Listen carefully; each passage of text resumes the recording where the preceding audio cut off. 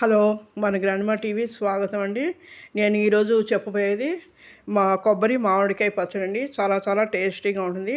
నేను ఈ చిన్న కొబ్బరి చిప్ప తీసుకున్నాను, అంటే చిన్నది, అంటే ఇద్దరు ముగ్గురికి సరిపడా పచ్చడి అవుతుందండి. నేను అలాగే దేవుడి ప్రసాదం కోసం మామిడికాయ పులిహోర చేసుకుని అరముక్క సగం మిగిలింది, దాన్ని చిన్న ముక్కలుగా కోసుకున్నాను.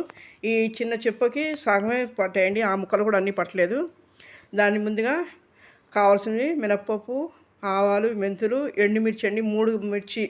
ఎండుమిర్చి మూడు తీసుకున్నాను, అంతకంటే ఎక్కువ అక్కర్లేదు, దానికి సరిపడేది. అలాగే 2 పచ్చిమిరపకాయలు తీసుకున్నాను.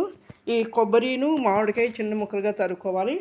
తరుక్కుని ముందుగా మనం బాణీలో ఈ పోపు వేయించిన తర్వాత మిక్సీలో వేసి ముందు కారం అడగచ్చు, లేదంటే మొత్తం అన్నీ కలిపి వేసుకోవచ్చు. నేను అన్నీ కలిపి వేసేసాను. అలాగే పసుపు, రుచికి సరిపడా ఉప్పు వేసుకుంటే సరిపోతుందండి.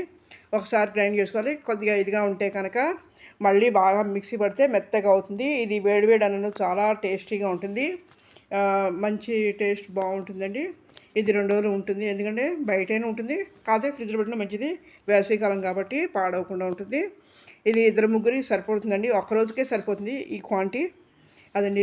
నచ్చితే లైక్ చేయండి, షేర్ చేయండి, సబ్స్క్రైబ్ చేయండి. ఇంకా మంచి వీడియోలు పెట్టడానికి నాకు అవకాశం అండి. Okay, thank you so much.